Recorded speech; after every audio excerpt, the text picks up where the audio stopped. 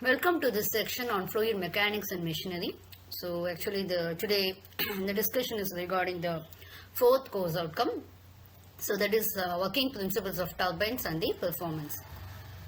Would have seen, so we had in the previous sessions we had some wide classifications of turbines and all. So today now we will be entering into the current section. That is today we are going to see about Pelton. So actually this Pelton wheel actually, or Pelton turbine. So it's actually a pure impulse turbine. Okay. So first I'll explain what is impulse turbine. So if at the inlet of the turbine the energy available is only kinetic energy, then it is called as impulse turbine. Okay. It's a pure impulse turbine in which a jet of fluid leaving the nozzle strikes the buckets fixed to the periphery of a rotating field. So there will be rotating field. So this fluid with this full kinetic energy will be striking the buckets. So the energy available is only kinetic energy. The pressure at the inlet and outlet of turbine is atmospheric. So this turbine is used for high heights ranging from 150 to 2000 meter. So you can see the diagram to see the parts of the Pelton turbine. So you have a nozzle and control arrangement. We have the runner and buckets. We have the casing, and we do have the braking jet. The first one is the nozzle and flow regulating arrangement.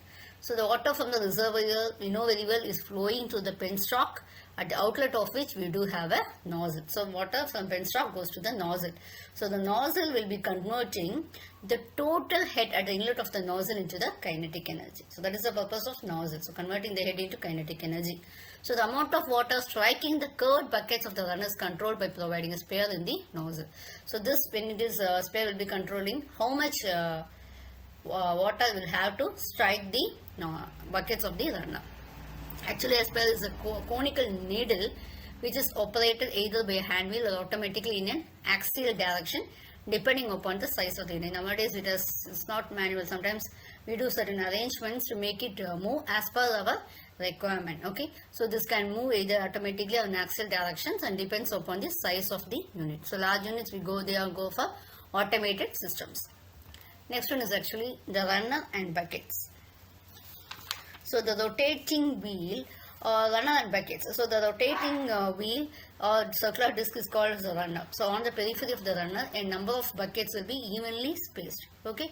So the shape of a bucket is of double hemispherical cup or bowl. Each bucket is divided into two symmetrical parts by a dividing wall, which is called as the splitter. Okay. So the jet of water will be striking on the splitter. So the splitter then dividing the jet into two equal parts, and the water will come out at the upper edge of the bucket. Okay. So and the buckets are shaped in either way. The jets get deflected to 160 degree or 170 degree. So the buckets will be normally made of cast iron, cast steel, bronze or stainless steel. Okay. And that's why I say 160 to 165 degree, and it will be placed in the same plane as the jet. So due to this deflection, the momentum of the fluid will be reacting on the bucket. So bucket is therefore pushed away by the jet. Just imagine that. Casing. So the casing is actually prevents the splashing of the water and discharges the water to the turbine. Okay, splashing of water. So the spent water falls vertically into the lower reservoir or tail race, and the whole energy transfer from the nozzle outlet to the tail race takes place at a constant pressure. So this casing will be made of cast iron or fabricated steel plates. Okay, so that is we call it as a casing. So on the casing of the Pelton will not perform any hydraulic function. So next one is here we do have a braking jet. Okay. To stop the runner within a short time. So to stop the runner within a short time, a small nozzle is provided which directs a jet of the water onto the back of vanes. Okay, the jet of the water is called braking jet. If there is no braking jet, the runner due to inertia goes on revolving for a longer time. Okay.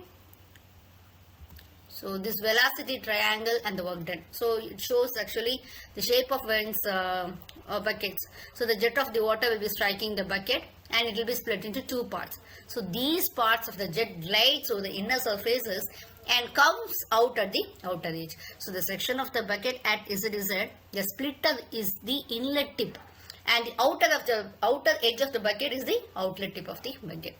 So the inlet velocity triangle will be drawn at the splitter and the outlet velocity triangle will be drawn at the outer edge of the bucket. Okay, so this capital H is equal to Hg minus Hf.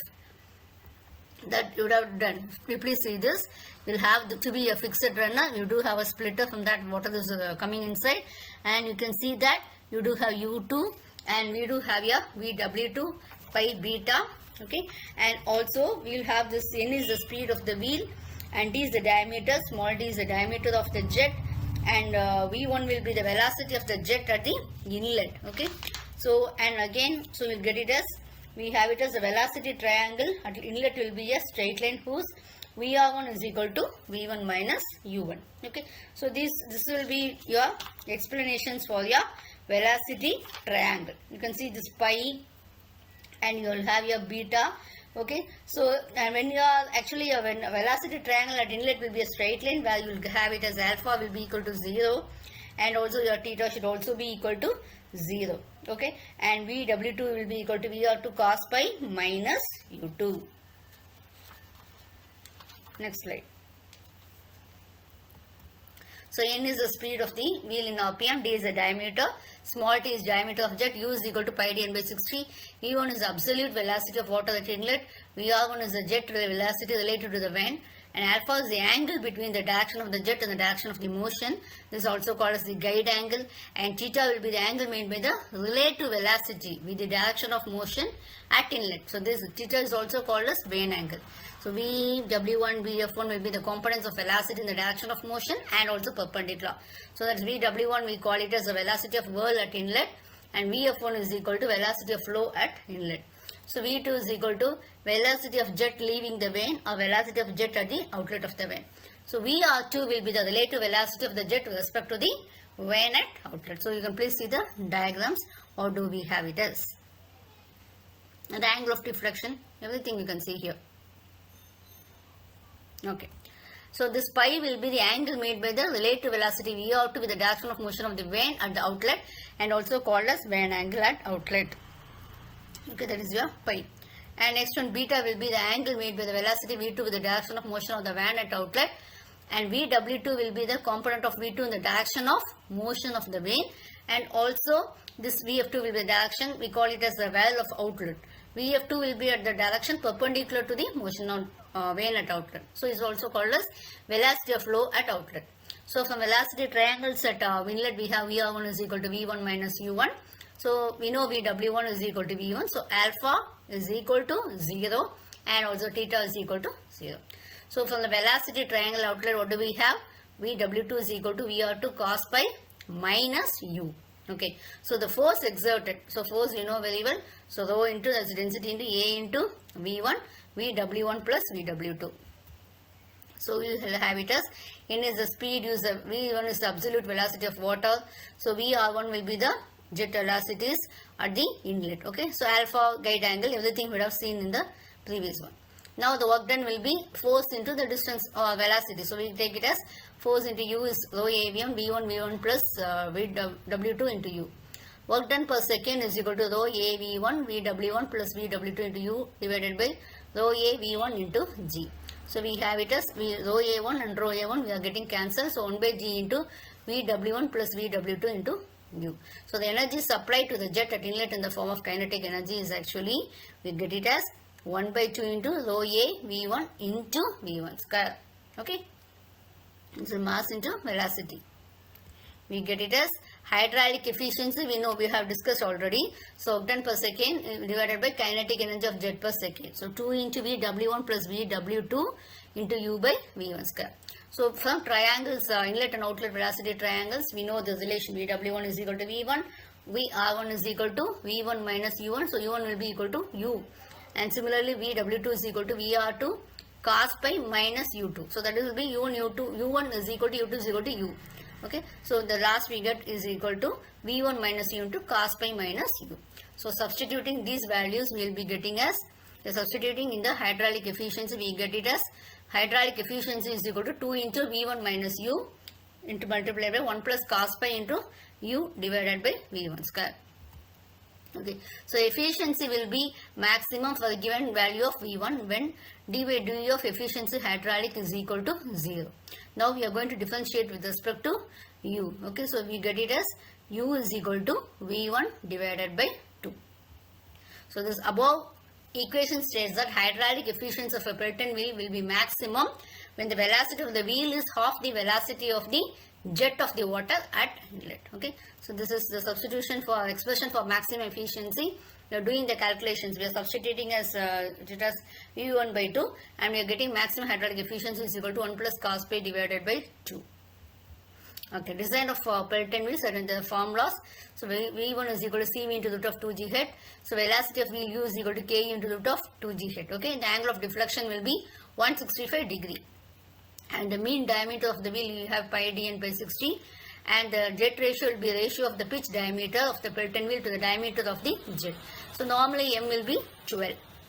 So number of buckets will be, Z will be 15 plus capital D by small d, 2d.